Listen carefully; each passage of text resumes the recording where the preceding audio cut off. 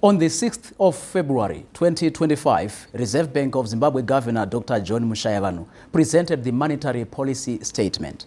And key takeaways from that policy statement include a tight monetary policy stance, as well as bank policy rate at 35% and statutory reserve ratios at 30% and 15% for current account and savings, as well as time deposits on both the ZiG and the US dollar.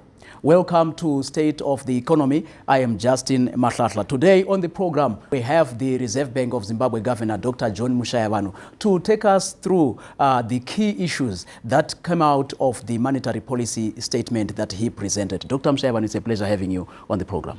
Thank you. To start off, let's look at the current status of the gold that you have, or that we have as a nation, that is backing the ZiG currency at the moment. Where are we and what are the projections for this year? When we started the new structured currency, the ZiG, on the 5th of April 2024, we had 1.5 tons of gold in the vaults and other precious minerals and foreign currency that were backing the currency. And at that time, they were valued at $285 million US.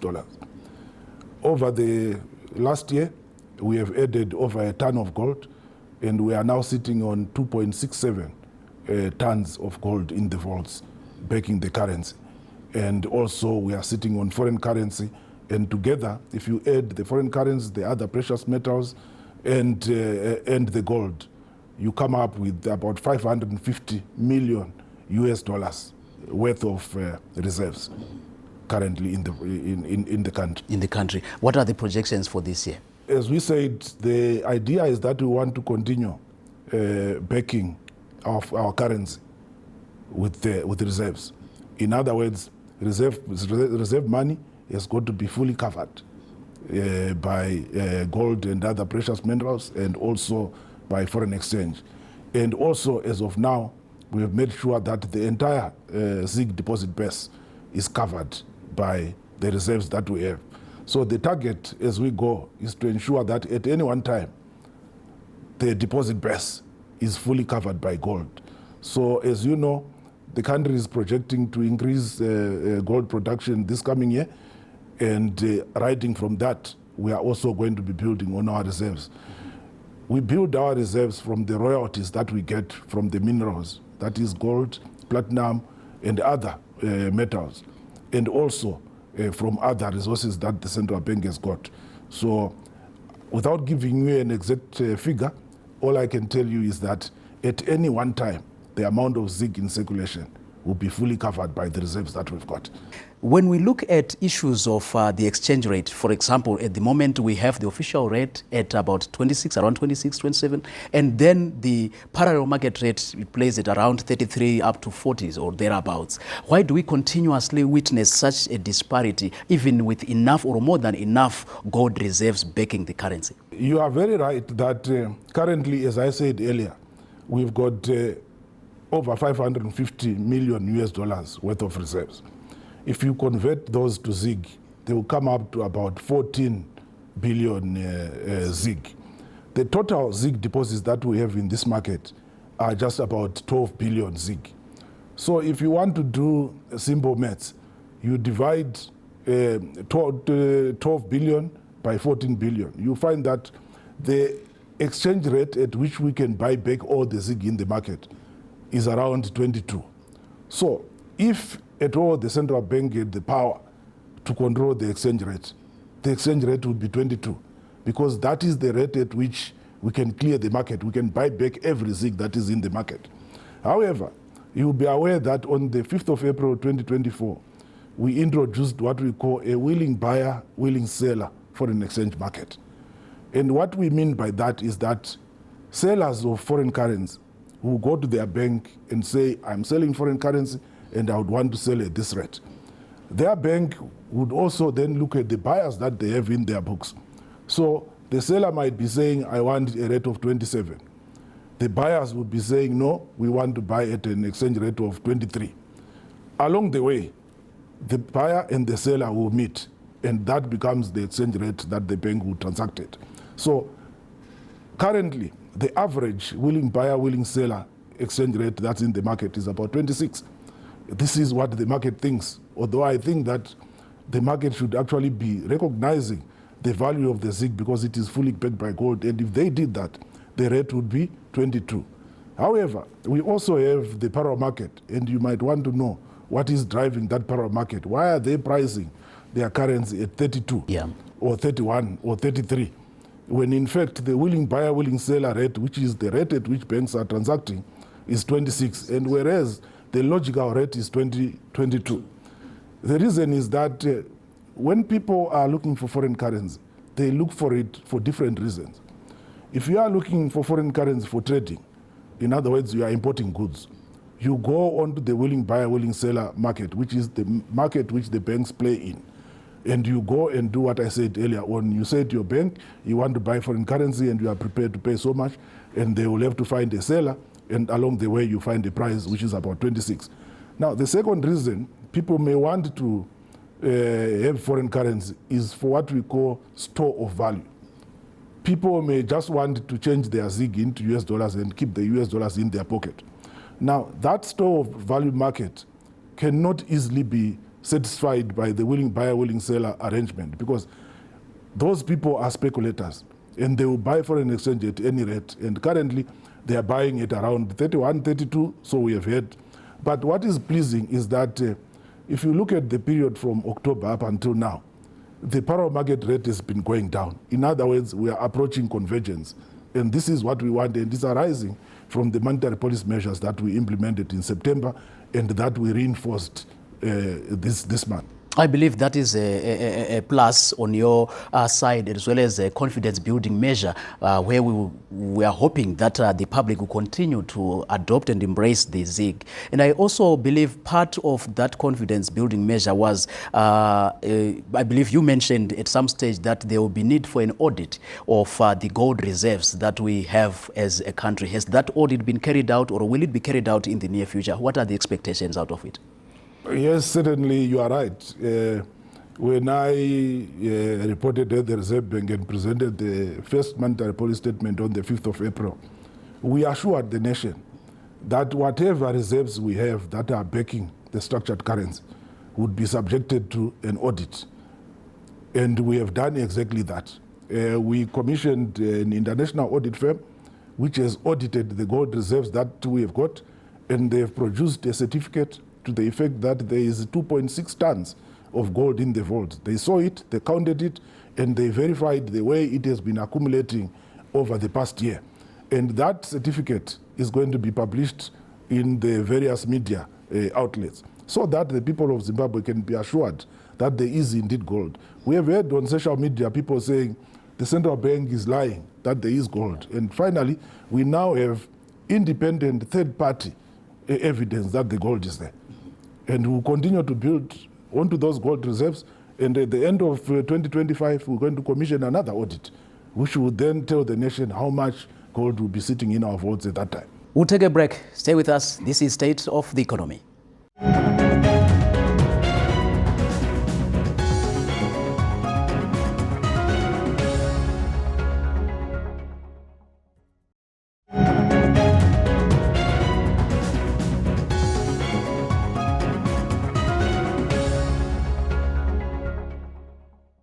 Welcome back. This is State of the Economy. Today I have the Reserve Bank of Zimbabwe Governor, Dr. John Mushayavanhu. Doctor, when you presented the monetary policy statement for 2025, you said the approach was a back to basics approach. Maybe you can take us through what exactly you meant. By back to basics, we are saying that the central bank should be confined to its core mandate. In the past, the central bank has been accused of doing what was called quasi-fiscal operations, where we were now involved in other areas like economic development and raising finances for treasury. That is outside our remit. The core mandate of the central bank is, number one, currency stability. Number two, financial sector stability. And number three, to ensure that inflation is under control. And if you look at the measures that we have implemented since April, since September, they are targeted at addressing those three key issues. We have also just finalized our strategic blueprint for the years 2025 to 2029. And you will see that the emphasis is on us making sure that we deliver on those key mandates. And those key mandates are also the ones that are going to be in the governor's performance contract, which I am going to sign with His Excellency the President. Inflation, and a very interesting phenomenon. I would want you maybe at some stage to explain where we are in terms of inflation and the measures that we have put in place. But there's an issue where you mentioned that to also increase public confidence with the use of the ZIG, you are going to print new world-class notes as the Reserve Bank of Zimbabwe, ZIG notes. Will that not play around, affecting inflation upwards at some stage? Thank you for raising that, because I've also been reading on social media, people misunderstood what we are trying to do. Prior to us coming up with the recent monetary policy statement, we did extensive consultations. We talked to all stakeholders who wanted to talk to us, including the Consumer Council of Zimbabwe, CZI, ZNCC, you name it. And one of the things that came out was that the nation, by and large, has accepted ZIG as a currency, both the electronic ZIG and the physical ZIG in the form of notes and coins. However, there was one big complaint, that the ZIG notes are not of high quality. They get torn very easily. They get soiled very easily. And they were saying, we wish you could give us notes that are of international standards. And that is precisely what we are going to do. So we are not going to introduce a new currency. All we are going to do is to print the same range of ZIG notes, but now on better quality paper that lasts longer. When you print notes on poor quality paper, you have to continuously replace those notes, and it costs money. But if you print them on good quality paper, you find that one note can last as much as 5-10 years, in which case we will be saving money by making sure that the notes that are circulating in the economy are not only durable, but also of very good quality, just like you see with other notes worldwide. Exporters, you have reduced the exporters' foreign currency retention threshold from 75 to 70%. What are the implications of this move? There are no implications that affect the exporter or exporters themselves. Mm-hmm. First of all, let me clarify that export surrender is not a tax. When you surrender a US dollar, mm-hmm. you get paid the equivalent in ZIG. Okay. And we have also gone further and said to the exporters, if you surrender your foreign currency, but you don't need the ZIG immediately, because some of these exporters only need the ZIG for the time when they are paying tax at the end of the quarter, mm-hmm. When they have to pay their QPDs. Mm-hmm. And we have said, we'll preserve the value of that foreign currency that you surrender. How are we going to preserve it? We'll issue with an instrument in US dollars, and at the time that you want your money, we just say what is the exchange rate and give you your money. So for example, if you surrender your 100 US dollars today when the rate is 26, and then you are going to need it at the end of March, and the rate is 27, you are going to get 27 ZIG as opposed to 26 ZIG now. So okay. We are helping you to preserve the value of the money that you surrender. So there is no impact as far as the surrender is concerned on the part of the exporters. Remember, we are in a dual currency, in multi-currency environment. You can trade in US dollars, you can trade in ZIG. So the ZIG that they get, they can also use it to pay for their local expenses. So there is no impact. But on the part of the generality of Zimbabwe, mm-hmm. we increased the surrender from 25% to 30%. What that means is that the foreign currency available to you, who is not an exporter, but also lives in this country and wants forex, is that we are now going to be able to meet or exceed the demand on the willing buyer, willing seller market. The central bank is now able to intervene in the market and make sure that if you have need to import anything yourself in your capacity or personal capacity, mm-hmm. the foreign currency is there. Mm-hmm. And we have always assured Zimbabweans that as long as you have a bona fide, legitimate foreign exchange invoice, it will be met. You go to your bank and you get the foreign currency. So we are also trying to make sure that the available foreign currency that is there is spread amongst the generality of Zimbabweans. And also, bear in mind that we are moving towards the year 2030. And as we go towards the year 2030, we want to tilt the ratio of US dollars circulating in the market compared to the ZiG in the market. Currently, we are at 70% US dollars, 30% ZiG. But we want to get to a stage where by the time we get to 2030, we are at 0% US dollars and 100% ZiG. And we don't want 2030 to be an event. We want to get there gradually. And so this is why we are also in the various monetary policies that we're going to present as we get to 2030, we will be slowly adjusting the ratio of local currency to foreign currency circulating in the economy. Governor, I want to believe with you that we'll certainly get there. But judging from past experiences and the general behavior of our people, not just businesses, but even individuals, how far do you think this policy will go in terms of it being embraced by Zimbabweans? Do people even know that there are these facilities available for them? And when you look at how businesses behaved in the past, do you think this facility where that value you are saying will be stored and people can be able to access it? That instrument that we have introduced is optional. An exporter is not forced to accept that instrument. If you want, on the day that you surrender your 25%, we'll give you your ZiG. But we are just saying, in case you don't need it immediately and you want to preserve its value.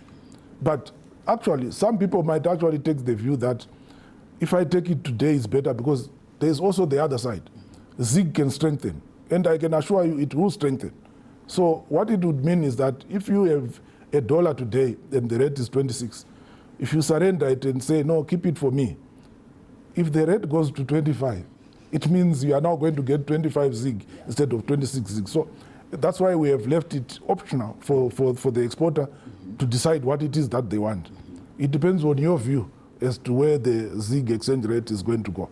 But otherwise, for us, it's a good instrument because it enables you to hedge against foreign eventualities, exchange rate fluctuations.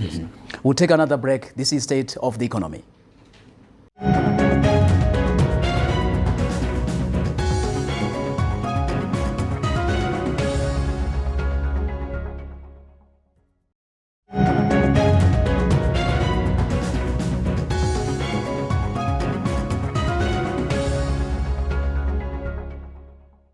It's the third and final segment of State of the Economy, where we analyze issues that affect Zimbabwe's economy.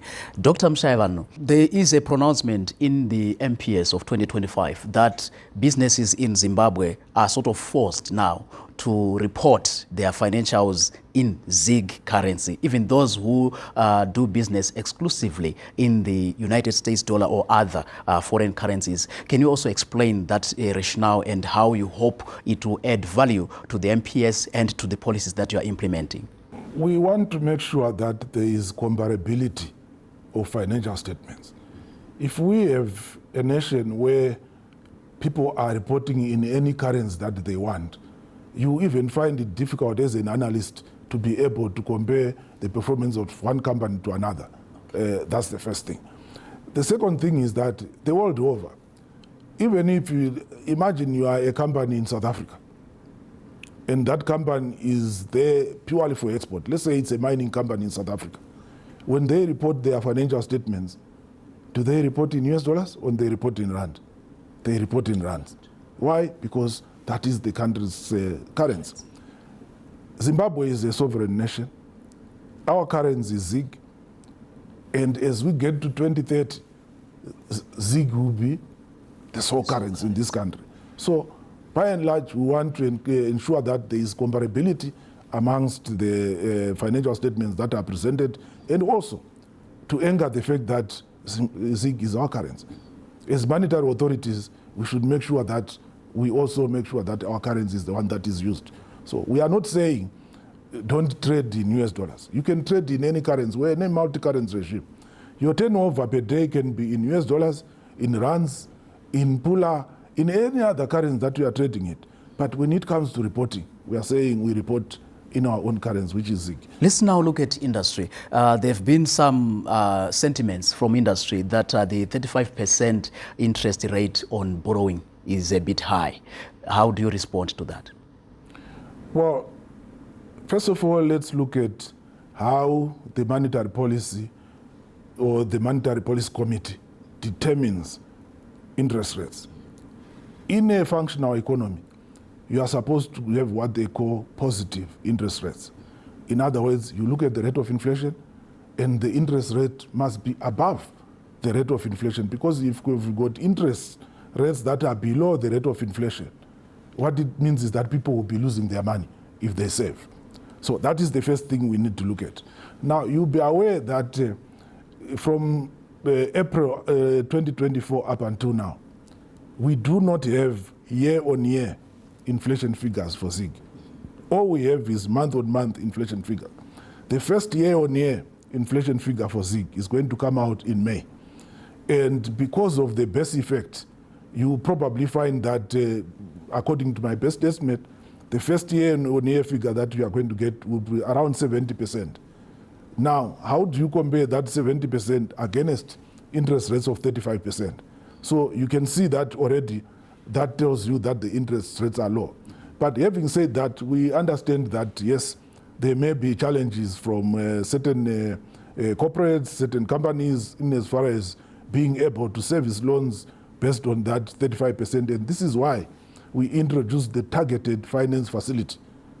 And on that targeted finance facility, we are lending to banks at 20%, and then they will end in 10, just at 10 percentage points when they lend to their customers. So it comes at a rate which is lower than the policy rate. But I was just trying to explain to you that when you look at inflation as we see it when we first get the year-on-year inflation figures, you find that the rate where it is quite acceptable. But having said that, the Monetary Policy Committee meets once every quarter. And when we meet, we review all the fundamentals, and then at that time we can readjust the policy rate if there is need to adjust the rate. And what have you done or pronounced in the monetary policy statement to cushion the ordinary men on the street, the depositor, those who deposit their monies with the banks and so forth? You made an announcement with regards to interest rates and so forth. How else are you making sure that there is renewed confidence in the banking sector? We did a number of things to support the ordinary person when it comes to banking. When we did our consultations, the public told us that bank charges are too high. And when we do bank our money with banks, we don't get that high interest, if at all. So the first thing we did was that for all transactions below $5 or ZIG equivalent, we want them to be treated as just like cash. There will be no bank charges. If you're going to swipe $1 to buy a loaf of bread, you should be debited with $1. Not $1.05. And still see $4 balance in your account. $4 balance in your account. Secondly, we have said, again, people will say, if I leave $200 in my bank account and go away for 6 months, when I come back, I'll find that I actually owe the bank. Mm-hmm. So we have said no to that. We have said any balances, bank balances below $100 or ZIG equivalent, the bank should stop charging monthly service fees. So the worst that can happen to you is that if you leave your $100, you find it there as $100. Otherwise, we think that you must find it as $110 or $120 because it should have earned interest. Which brings me to the issue of interest rates. Again, banks are in the habit of taking deposits, and then they don't advise their customers accordingly. When you open a bank account, your bank should be able to say, do you want a current account? Do you want a savings account? Or do you want a time deposit? In a current account, you put that money that you are likely to use anytime. In a savings account, you put that money that you may need maybe in a month's time. And then in a time deposit, you may have a lump sum of money that you say, I'm not going to need this money for the next 6 months or for the next 1 year. And you say to the bank, here's the money. What is the advantage to the bank? They know that they've got that money for 12 months and therefore they can lend it comfortably. So in the monetary policy statement, we said for savings accounts, we have prescribed minimum rates that banks must pay to their customers. Those are minimum. Banks can do more so that we encourage competition. The same applies to time deposits for both US dollars and ZiG. So my message to Zimbabweans is that when you go to your bank, be very clear what you want. Do you want a current account? If you do that, you're not going to earn interest, and you are going to have all these bank charges applicable. If you have a savings account, you are going to earn interest, but it's not as high as you would get if you had a time deposit. Well, it's an interesting explanation that you're actually giving, Governor, because I'm thinking, how do you then, as the Apex Bank, ensure that banks comply with these requirements that you have made? Through our banking supervision department, we audit banks. We also ask them to send periodic returns, but we also do physical inspections where we go to a bank and do an on-site audit. So we'll be looking at all their accounts and seeing if they're applying these measures. And if they don't apply those new rates, the punishments are quite severe, and the banks know it.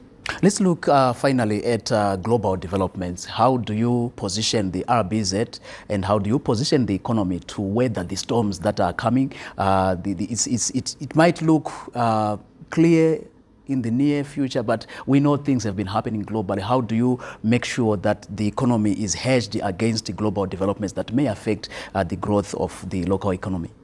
Yes, globally, what we have seen is that we are beginning to see inflation going down, which is good. But what we have not yet seen is a resurgence in the price of our commodities, because as you know, we are predominantly a commodity-based economy. And I think that is one thing that we'll be watching as we go. But one good thing is that if you look at gold, the price of gold has been going up, and this is what we want to encourage in our economy. We're a gold-producing country. This is the right time for gold producers to be producing gold, because at least the price has been going up and it's been holding. So we will be making sure that whatever we do, we want to encourage especially our gold miners to ramp up production. Governor, you know, you have come out on many occasions encouraging people to deposit their monies with banks. But then we also continue to have reports of people being raided by criminals, those who are keeping cash at home and so forth. So there are claims from some quarters that you have actually said, as the Reserve Bank of Zimbabwe, you are going to be raiding homes, raiding vaults, and making sure that you confiscate the foreign currency within people's premises. Is that a fact, or can you explain on that? Oh, thank you. That is not true. That is not what I said. What we have said is exactly what you were saying earlier on. That first of all, as the central bank, we are concerned that people may be keeping cash at home, and therefore they are susceptible to robbers.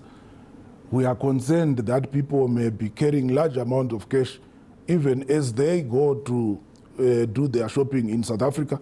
We have seen buses being waylaid and people being asked to surrender all the cash they have got.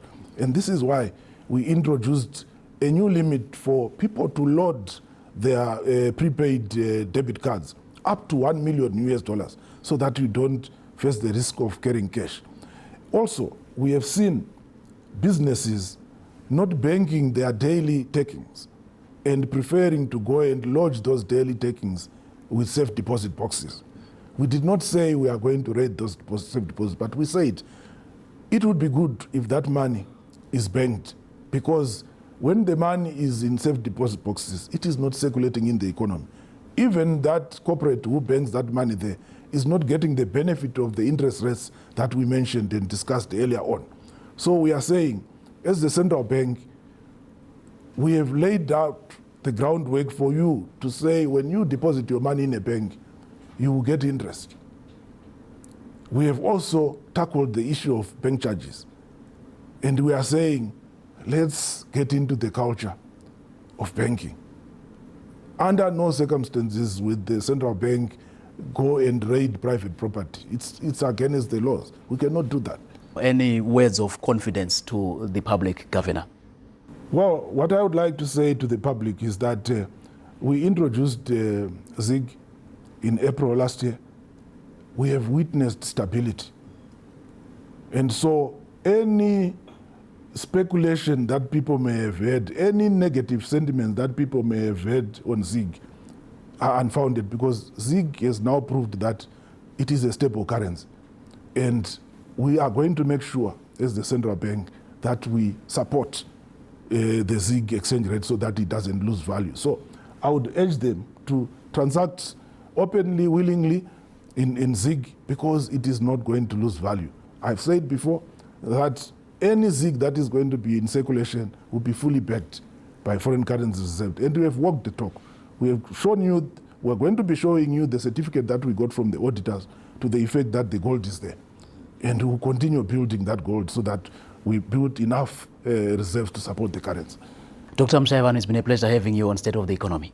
Thank you. Thank you very much. That is the Reserve Bank of Zimbabwe Governor, Dr. John Mushayavanhu, as we discussed the issues around the monetary policy statement he presented on the 6th of February 2025, the developments around the currency as well as measures to retain or to contain inflation as well as promote or consolidate the macroeconomic gains made so far. I'm Justin Matlatla. Pleasant viewing.